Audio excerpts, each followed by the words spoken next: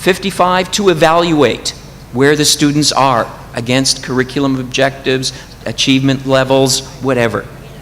And 74 or 30% to guide how we should teach them next, or to motivate students, or to engage students, or to give feedback to the students. What we're grouping together as assessment for learning.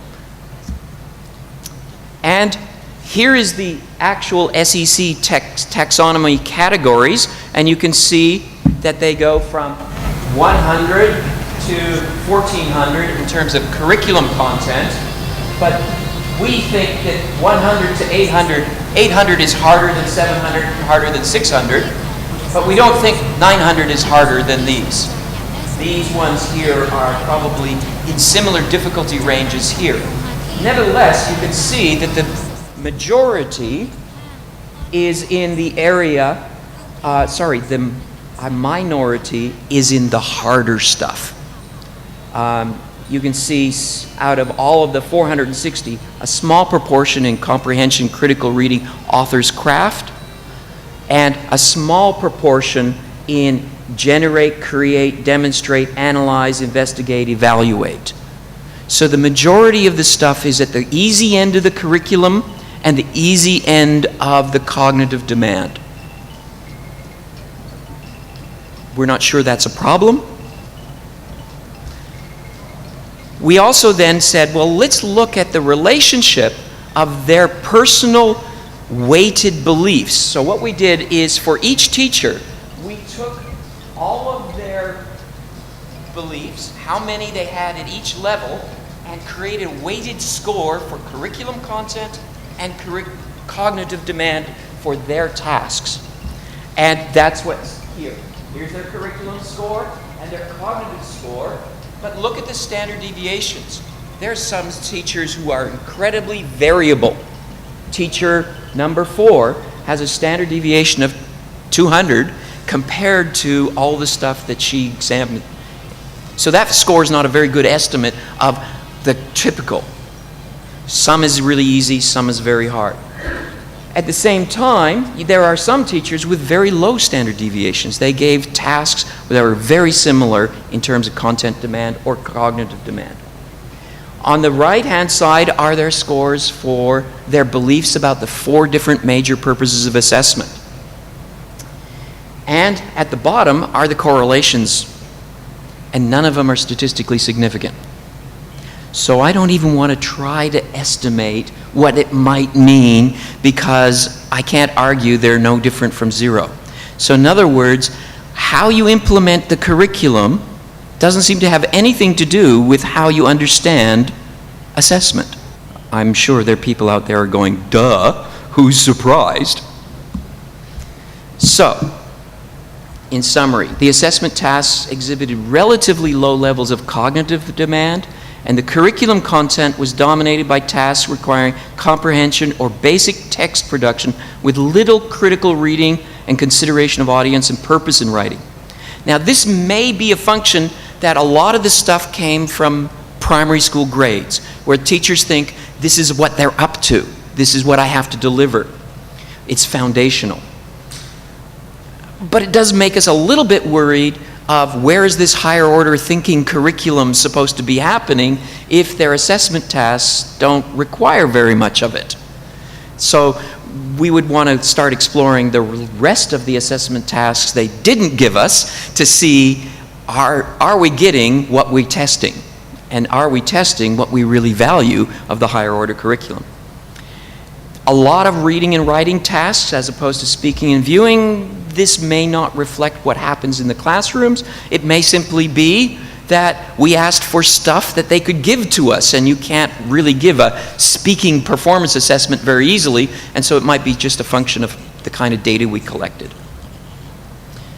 I don't want to interpret the results except to say that what we were looking for, we didn't find a relationship. Now, that may be a function that we only had 9 teachers, and if we'd had 30 teachers, we might have found some statistically significant results.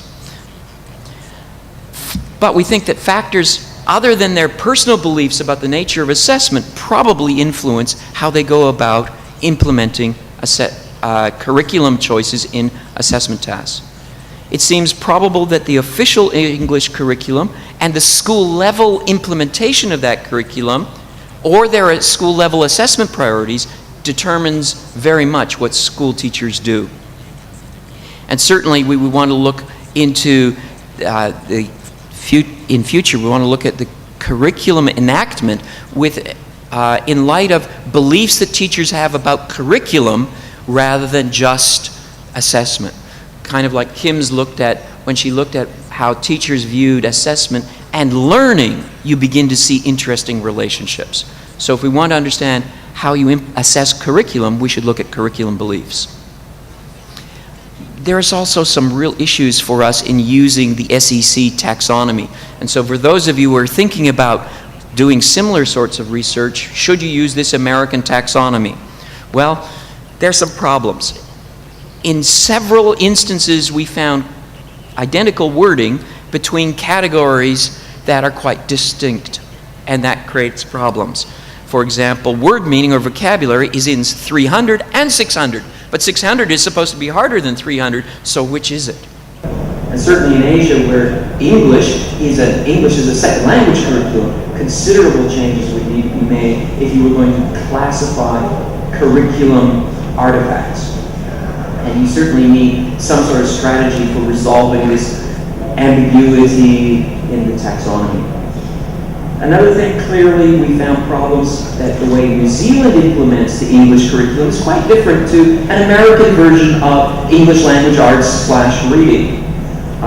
Certainly, we treat text in New Zealand that a picture is a text and a reading passage is a text, a poem is a text, a movie is a text.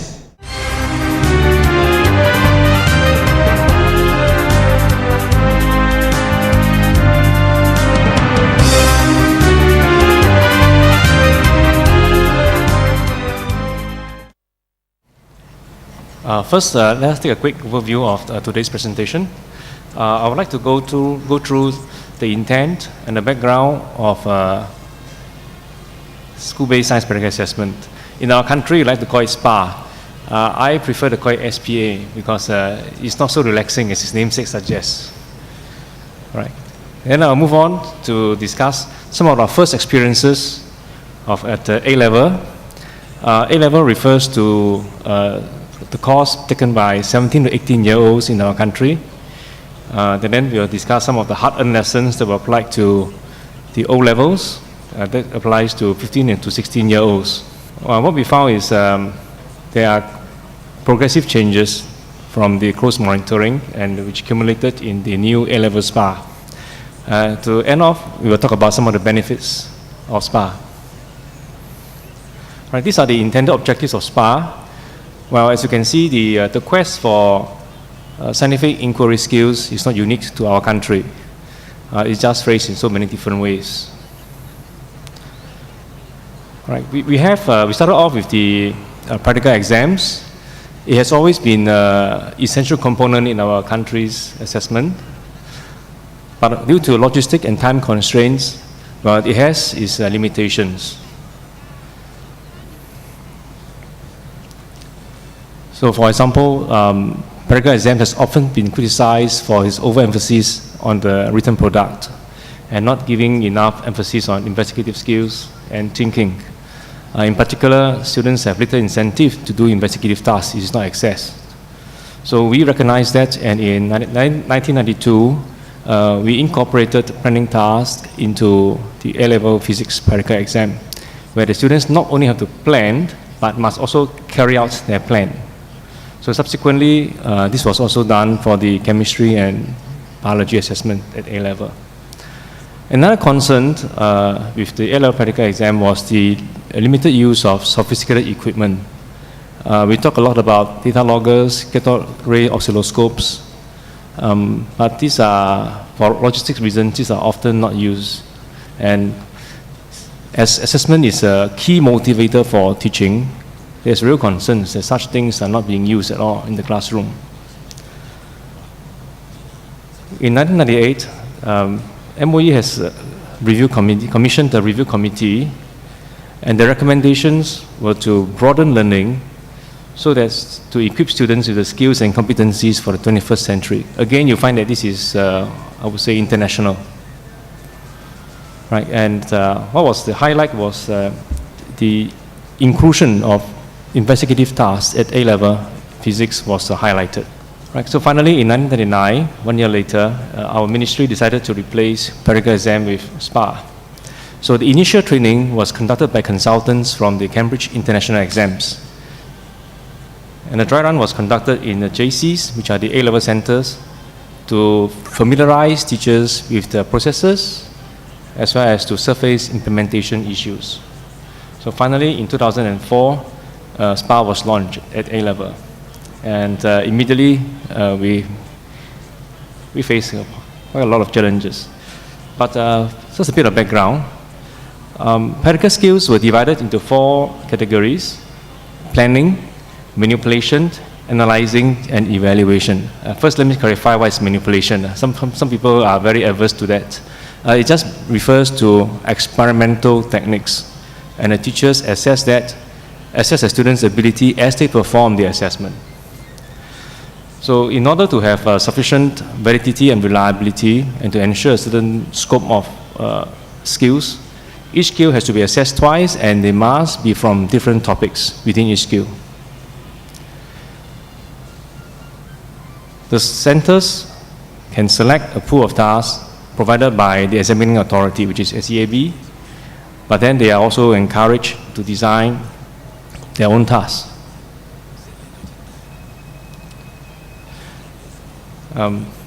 As I mentioned earlier, there are many challenges, and this was surfaced almost immediately. First thing is the increase in teacher workload. When we talk about assessing experimental techniques, real time, that is very labor intensive. Second, when they were using the 8-level rubric marking, 8 levels so as to differentiate student ability, we find that the internal moderation sessions were very lengthy. Okay, so that's one. Second point about the compartmentalized teaching of skills. To align with formative assessment, we allow assessment of individual skills, although we encourage assessment of combined skills. This flexibility led some instead to focus on discrete teaching of skills and also assessment. And this led to some negative backwash, what we don't like. It has led to many missed opportunities for teaching and learning. Third point was the narrowing of scope in teaching and assessment. What we find is perhaps due to the lengthy internal moderation sessions, some centers chose to use the same task repeatedly over several years. And this led to concerns in cross-cohort sharing among the students. And another concern was, this time, some could actually teach to the test. Last but not least is the concern on assessment treadmill. The original intent is not to have any fixed limit of assessment, but they should be assessed twice when they are ready. However, what we found is a number of teachers felt compelled to assess their students repeatedly until they exceed a certain achievement threshold.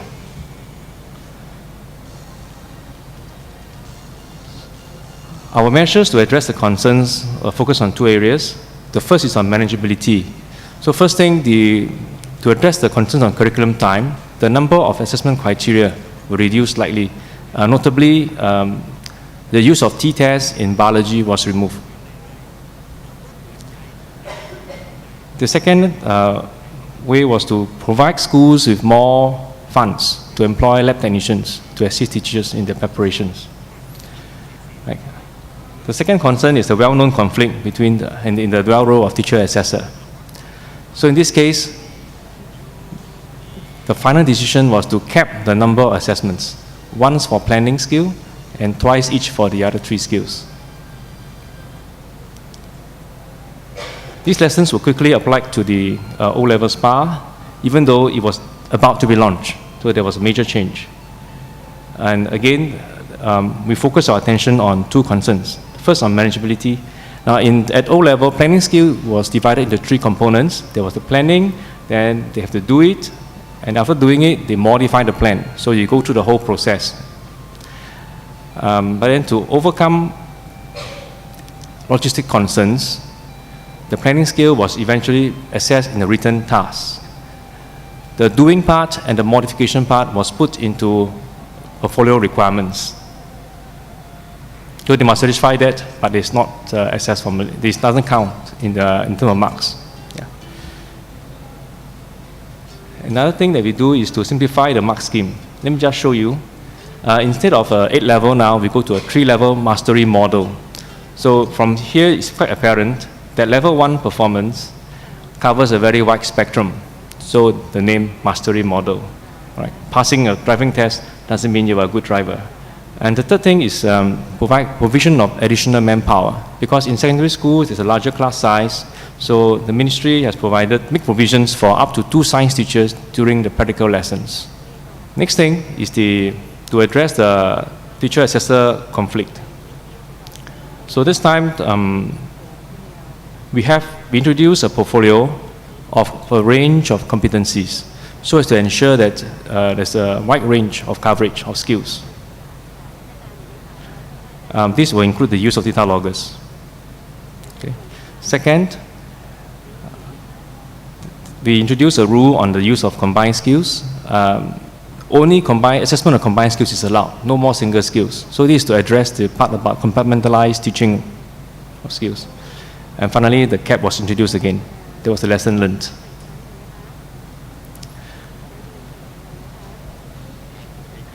So all these were incorporated into the new, these lessons were incorporated into the new A-level SPA model. There were some transitions along the way. So the decision taken was finally to move the planning skill to written paper at the year-end exam. The idea is this, we hope that the unseen question will encourage a wider exposure of practical skills in the teaching and learning process. At the same time, the other 3 skills are now being assessed in 2 unknown tasks at specified windows. So what we do is SEAB will issue the task just before this window. Again, is to address the narrowing in scope of teaching and learning. And finally, to address the issue of marker reliability, we introduced analytic marking. So as you can see, this is quite different from rubric marking. It's very specific. So the reliability comes from there. It's quite similar to where we came from earlier. All right. So what are the benefits? The key benefits that we see so far is the improvement in teachers' competency in the teaching of practical skills.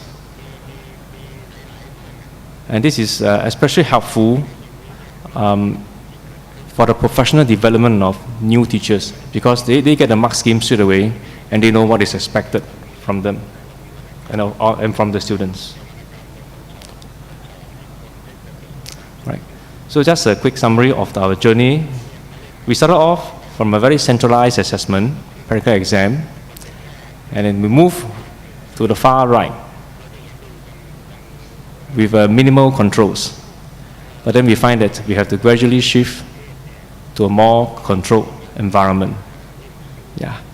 So at the moment, the model, I mean the new SPA is still in progress. We are still monitoring the situation. But what we can see is in the next refinements, we will need to examine how do we reduce opportunities for conflict for the teachers in the teacher-assessor role, and how do we promote teaching and learning of practical skills. Yeah, thank you.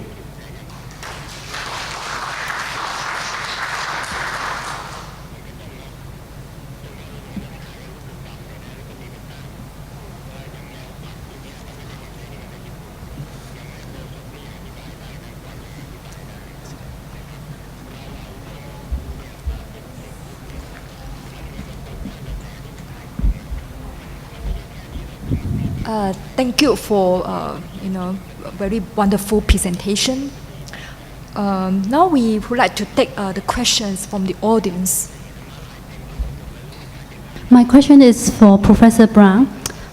Based on the results of your study, what is the implication for teacher education?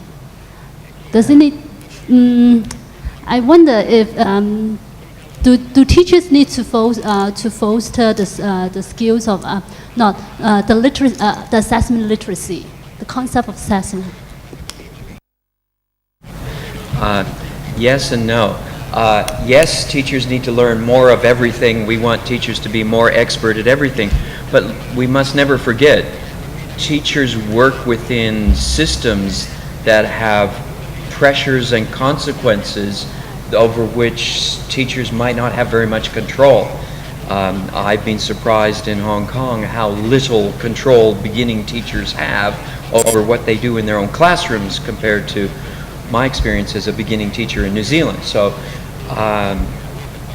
as long as assessments have high stakes and high pressures socially, it's going to be hard to change things. I think the big message out of this for me in terms of teacher education is assuming that what they gave us is a fair reflection of what they really do, then we have some problems with the deep learning, higher order thinking agenda in terms of curriculum. The question of how much deep or higher order should be in every assessment is an interesting one. Should a spelling test ever have higher order thinking in it?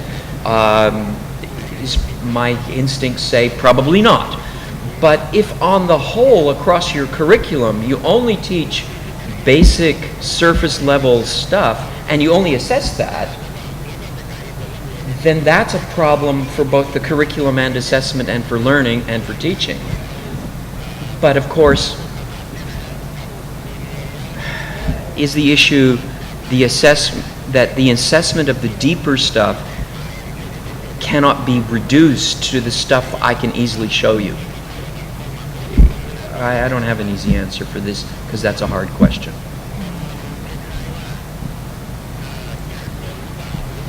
Please, feel free to comment.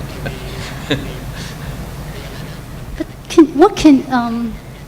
because the approach that the previous presenter, David Callis, what he worked may be an approach to solve the context in Hong Kong or Confucian context.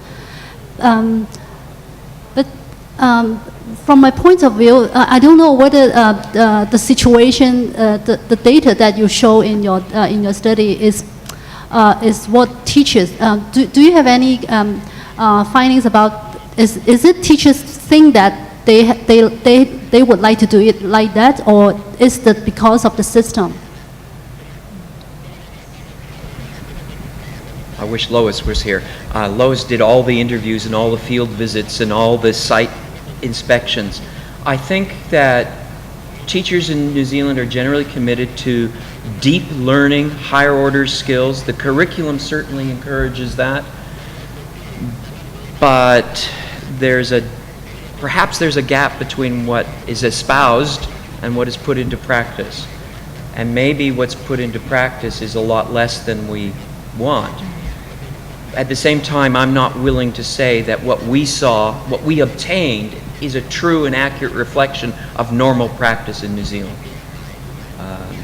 You would want to talk to people who do a lot of site visits, and I'm sure even people would doubt the validity of Education Review Office visits because it's once in 3 years and everybody puts on that wonderful show when the inspectors come. But I suppose the only people who really know what's really happening in classrooms on a really daily basis would be the students. Maybe we should be asking the students more about what's really going on. And this is an aspect of our research that we've published elsewhere that is kind of frightening, actually, what the students will say is going on.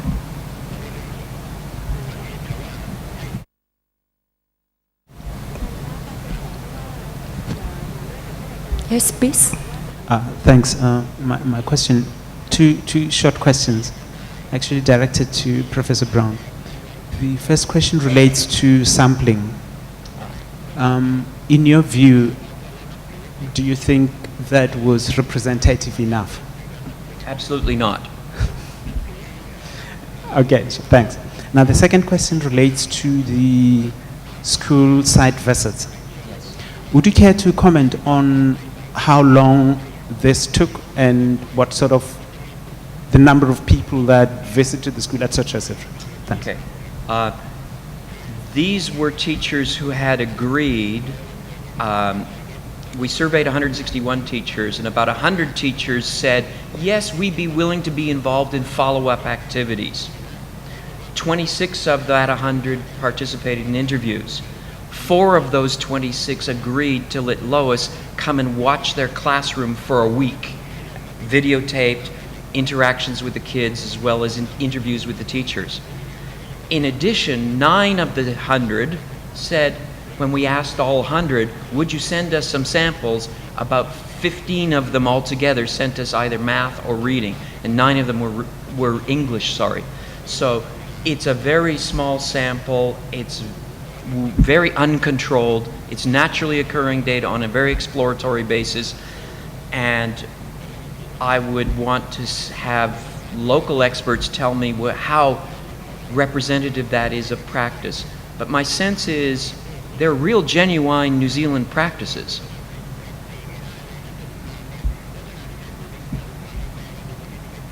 More questions? Or comments on the papers? I just want to ask, have you ever seen any deep learning assessment practices in educational context? Sorry, say that again? Have you ever seen assessment practices which assess deep learning? Well, yes.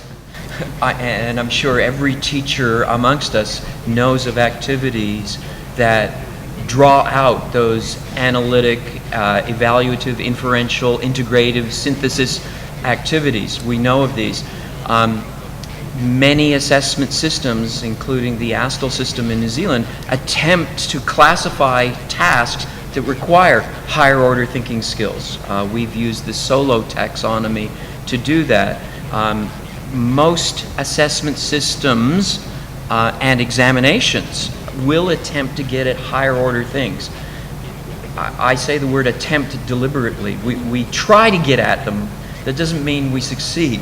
But the New Zealand qualification system, the highest scores for excellence, from what I can see of the task descriptions and the criteria for awarding those grades, requires very deep processing and cognitive demand. So I do believe we can get at it. It is hard to do, it's important to do, but we try. You know, but teachers always complain that they can't do this kind of assessment within limited resources or within a restricted time. Yeah. I think that's the problem. I do place a lot of responsibility on the assessment and test and qualifications developers to create tests that are palpably, visibly